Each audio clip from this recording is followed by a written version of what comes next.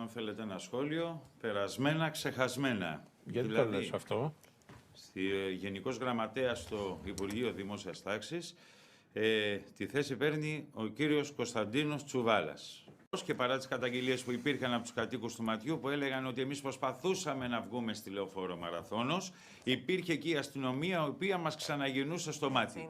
Εγκλωβίστηκαν λοιπόν εκεί οι συνανθρωποί μας και κάηκαν ζωντανοί.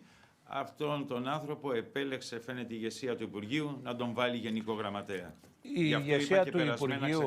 ηγεσία του Υπουργείου δεν επιλέγει γραμματείς, θα σε διορθώσω. Από το γραφείο του Πρωθυπουργού έρχονται αυτά.